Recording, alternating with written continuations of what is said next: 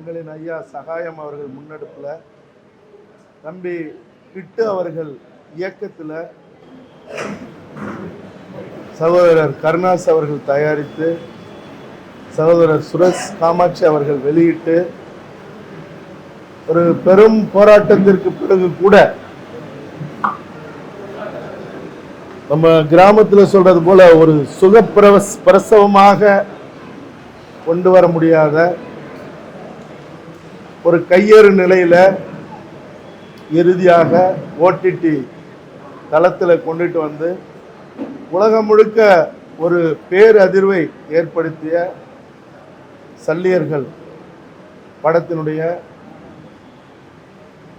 நடிப்பு கலைஞர்கள், தொழில்நுட்ப கலைஞர்களுக்கான இந்த பாராட்டு நிகழ்வுல பங்கெடுத்து கொண்டிருக்கிற பெரும் மரியாதைக்குரிய, பேரன்பிற்குரிய எங்களுடைய தாய் தமிழ் உறவுகள், ஊடகத்தினர், உங்கள் அனைவருக்கும் வணக்கம். அது இந்த நிலைங்கிறது இருக்குல்ல, ஓடிடியில் இந்த படத்தை கொண்டுட்டு வந்ததா இருக்கட்டும், அதை முழுமையா கொண்டுட்டு போகாத நிலையா இருக்கட்டும், அதுக்கப்புறம் ஒரு பொறுப்புணர்வோட ஒரு தேர்ந்த பொறுப்புமிக்க கலைஞர்களை பாராட்டுகிற ஒரு நிகழ்வை கூட ஒரு மன நிம்மதியோட நடத்த முடியலங்கிற ஒரு துயரம் இருக்குல்ல, இது உலகத்துல எந்த இனத்துக்கும் வராது. மின்சாரத்தை துண்டிக்கிறது, அதுக்கப்புறம் இது எதாச்சும் நடந்ததா இல்லாட்டி போனா என்னன்னு கூட தெரியல, ஒளி வாங்கி பிரச்சனை, இதெல்லாம் ஆந்திராவிலேயே கர்நாடகத்திலேயே இதெல்லாம் நடந்துருமா? 50,000 ஆண்டுகள் வரலாறு கொண்ட எங்களுடைய தமிழினம்னு சொல்லிக்கிற இந்த இனத்துலதான் இந்த ஈனமான கெட்ட செயல்கள்லாம் நடக்குது. இது எப்பயாவது முடிவுக்கு வரும் இந்த காலகட்டத்தில் அப்படின்னா அதுக்கும் வழி இல்லை. இங்க முடிவுக்கு வர்றதுக்கான சூழலே இல்லை. ஏன்னா வீரத்தோடையும் அறத்தோடையும் இந்த பூமி பரப்புல கடந்த இந்த ஒரு நூற்றாண்டுக்குள்ள ஒரு அரசு இருந்ததுன்னா அது எங்களுடைய தாய்க்கும் தாய் மொழிக்கும் சமமான எங்களுடைய தமிழீழ தேசிய தலைவர் மேதகு பிரபாகரன் ஆண்ட அந்த ஈழ அரசு தான். அந்த அரசையும் நாம வாழற இந்த மண்ணுக்குரிய தமிழ்நாட்டு அரசும், இந்திய ஒன்றிய அரசும், உலகம் முழுக்க இருக்கிற வல்லரசுகளும் சேர்ந்து நின்று வல்லூர்களாக அந்த மண்ணில கொத்து குண்டுகள், ரசாயன குண்டுகள் வீசி சிதைச்சு சின்னாபின்னமாக்கிருச்சு. அந்த வழிய, அந்த வரலாற்றை நாங்க எப்படி எல்லாம் வாழ்ந்தோம் அந்த ஈழ மண்ணுல அப்படிங்கிற அந்த ஒரு உன்னதமான நிகழ்வுகளை தாங்கின ஒரு சல்லியர் படைப்பை இன்னைக்கு கொண்டுட்டு வந்து எந்த இடத்திலும் நினைச்ச மாதிரி அதை கொண்டுட்டு போய் சேர்க்க முடியலங்கிறது தான் இங்க கொடுமை. இந்த படத்தை வெளியிடுறதுக்காக சகோதரர் சுரேஷ் காமாட்சி அவர்கள் பிரசாத் லேப்ல போட்டுட்டு தியேட்டர் லிஸ்ட் என்கிட்ட சொல்றாரு. இரவு 8 மணிக்கு சொல்றாரு. 26 தியேட்டர், அது ஒரு காட்சி தான் கொடுக்குறாங்க. என்ன செய்யறதுன்னு தெரியல. தியேட்டர்ல வெளியிட்டா வெளியிடுற காசு உட்பட ஒரே ஷோ கொடுத்து ஒரு ஷோ கூட ஆளு வரலன்னு மறு ஷோவை கேன்சல் பண்ணிடுவானுவா? அது ஓடிடி தளத்துக்கு கொடுக்கறதா இல்ல தியேட்டர்ல ரிலீஸ் பண்றதா? இதை யாருகிட்ட சொல்லி இதை வெளிப்படுத்தன்னு தெரியல. நாளைக்கு வெளியிடுன்னு சொல்லியாச்சு, ஆனா தியேட்டர் லிஸ்ட் இப்பதான் வந்திருக்கு அப்படின்னு அவர் சொல்றாரு. என்கிட்ட கூப்பிட்டு கொஞ்சம் வர முடியுமா, ஒரு 20 நிமிஷத்துல வர முடியுமாங்கிறாரு. என் நண்பரோட வெளியே முக்கியமான விஷயத்துக்கு போறதா இருந்தத உடனே கேன்சல் பண்ணிட்டு பிரசாத்துக்கு அந்த அவலத்தை, அந்த ஓலத்தை, அந்த கொடூரத்தை உலகத்துக்கு முன்னாடி வெளிப்படுத்தி அடுத்த நாள் அது ஓடிடியில் வந்தது. உலகம் முழுக்க இருக்கிற தமிழர்கள் பார்த்தார்கள். முடிஞ்ச வரைக்கும் முழுமையெல்லாம் கொண்டுட்டு போய் சேர்த்ததெல்லாம் சொல்ல முடியாது. அது வெற்றியா அப்படின்னா வெற்றி இல்லை, தோல்விதான்.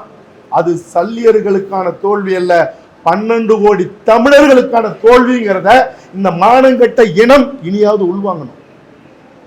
எங்களுடைய வரலாற்றை, எங்களுடைய வீர காவியத்தை ஒரு படைப்பா செஞ்சு நாங்கள் ஆந்திராவில் எடுத்துகிட்டு போய், கர்நாடகத்தில் எடுத்துகிட்டு போய், மராட்டியத்தில் எடுத்துகிட்டு போய், டெல்லியில் எடுத்துகிட்டு போய் எங்கள் படத்தை நாங்கள் வெளியிடுறோன்னு சொன்னோமா?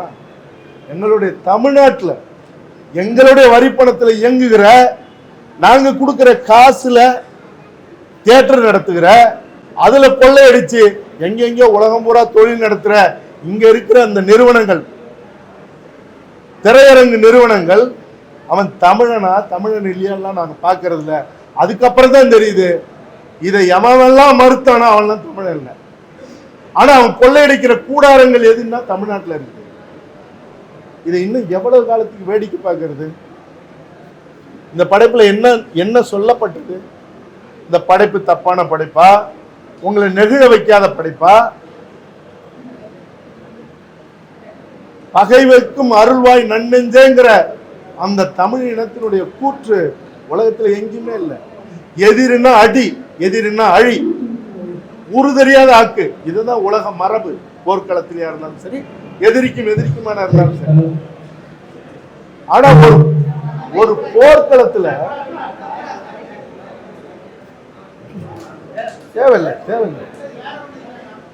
தேவையில்லை. ஒரு போர்க்களத்துல அவன் நம்மளை கொல்றான் எதிரி, நாம அவனை கொல்லணும். ஆனால் அடிபட்டு விழுந்த உயிரை எதிரியா நிக்கிற கூட்டம் அவனை தூக்கிட்டு போய் ஓடி ஒவ்வொரு நொடியா அவனுடைய உயிரை மீட்டெடுக்கிற அந்த உன்னதமான மரபு இருக்குல்ல, அது உலகத்திலேயே எங்களுடைய ஈழ மண்ணுல மட்டும்தான் இருந்தது. எங்களுடைய தலைவர் பிரபாகரன் படையில மட்டும்தான் அது அந்த நிகழ்வெல்லாம் சாத்தியமாயிருக்கு. அது மட்டும் இல்ல, இதெல்லாம் பேசுகிற காலமா எனக்கு தெரியல. இனி பேசுறதுக்கான இடமே இல்லை.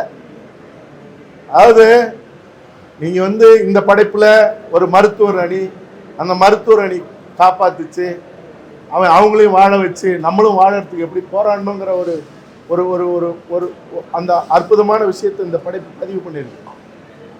நீங்க முள்ளிவாய்க்கால் இறுதி யுத்தத்துல 50க்கும் மேற்பட்ட தலைவருடைய தளபதிகள், 50க்கும் மேற்பட்டவர்கள் உயிருக்கு உயிராக தோழமையாக தோளோடு தோல் நின்று ஒன்னா உண்டு உறங்கி வியூகம் அமைத்து இந்த உலகத்துக்கு யாருன்னு சொன்ன தலைவர் பிரபாகரனுடைய படையினுடைய தளபதிகள் 50க்கும் மேற்பட்டவர்கள் எதிரி வீசின அந்த ரசாயன குண்டுகள்ல அணைஞ்ச ஊதுபத்தியிலிருந்து புகை வருவது போல உடலெல்லாம் கருகி அது உடம்பு வெடிச்சு அதுல இருந்து கரிய நிற ரத்தம் கசிஞ்சு அதுல இருந்து புகையா போயிட்டு இருக்கிற அந்த உடல்களை அடுக்கி வச்சிருந்த அந்த இடத்தை தலைவர் அவர்கள் பார்வையிட்டு தன்னை முழுவதுமாக அடக்கி கொண்டு, சாமானியனாக இருந்தாலும் கூட ரத்தம் கொதிக்கும். இதை கேட்கும் போது கூட அவன் தமிழனா இருக்கணும்னு அவசியம் இல்லை, அவன் மனிதனா இருந்தா போதும்.